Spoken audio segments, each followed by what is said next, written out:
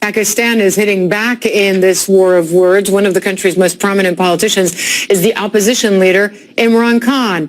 I spoke with him a short time ago. I began by asking him for his reaction to Donald Trump's tough talk. Well, Hala, it's something every Pakistani feels hurt, humiliated. It's a country that has that collaborated with the U.S. after 9/11, and by joining the U.S. in the U.S. war on terror, we ended up losing something like 70,000 people dead, over $100 billion lost to the economy, and the tribal areas, which is adjoining the Afghanistan, were a population of 6 million. Almost at one point, 80% were homeless IDPs.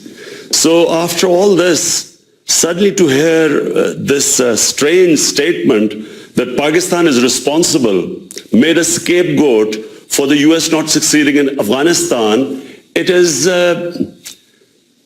I just have to say that it is deeply painful for all of us. So you don't acknowledge that Pakistan is turning a blind eye sometimes, the government itself? I spoke to Zalmay Khalilzad, the former American ambassador to Afghanistan. He said it's not true. The government knows where these extremist groups are. This is what he said, that essentially they're not just in these tribal zones, but in the big cities themselves, if you could listen. In fact, the leadership of the Taliban are in the city of Quetta, or other leaders are in places like Peshawar, big cities of Pakistan. Yes, of course, when they come across the border, they cross areas that are tribal, but the government of Pakistan knows where these people are.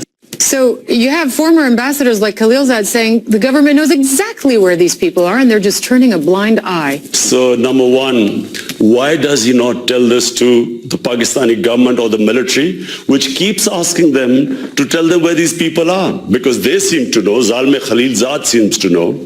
Number two, Hala, is this plausible?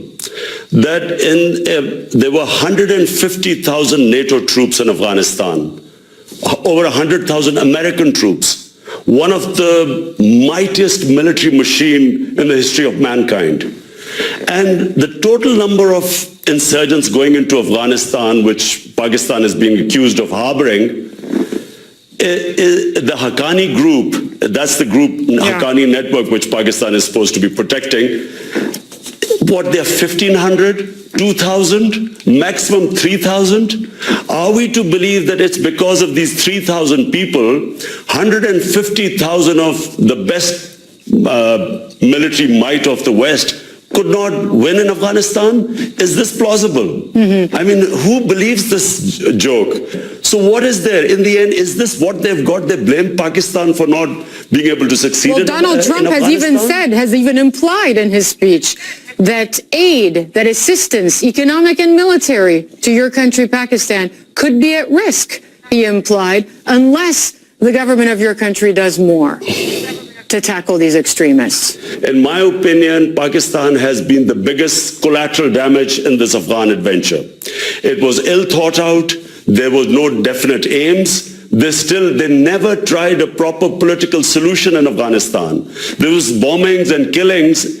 And to blame Pakistan at the end, who is the biggest sufferer of this war?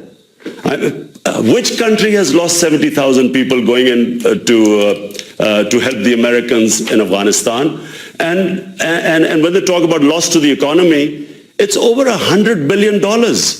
I mean, the government But you'd has be come up okay with with some of this U.S. aid being suspended if, in fact, Donald Trump goes down that road. You'd be okay with that? I would certainly recommend it to our government. I'm in the opposition. I would recommend that we could do without this aid. We are much better off staying out of Afghanistan.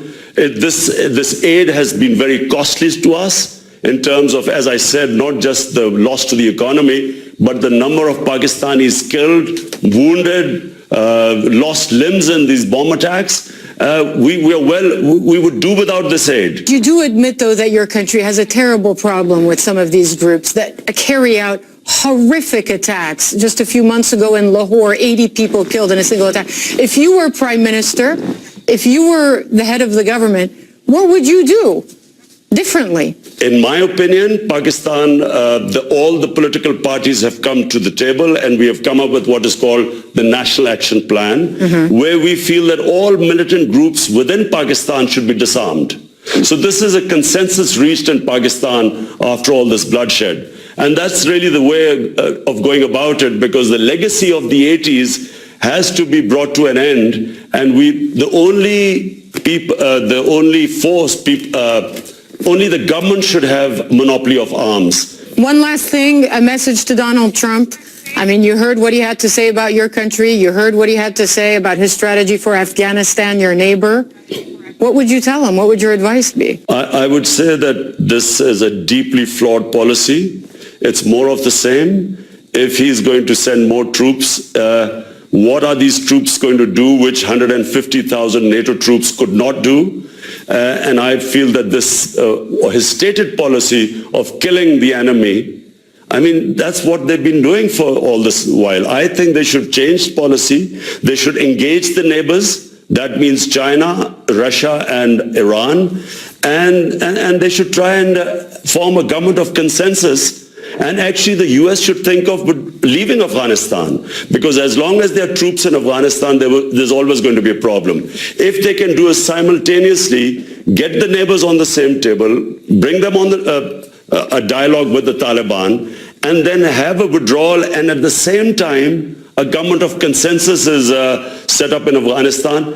To me, this is the only solution. Do you see yourself as having a clearer path to becoming prime minister? I know you're in the opposition now, but Nawaz Sharif was removed a few weeks ago.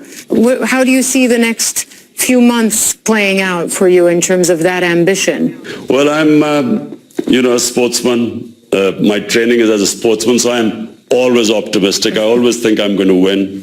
And I do feel this time that this is our time, this coming election. Whenever it is, we think it'll be the end of this winter. And I think we have a very good chance of winning.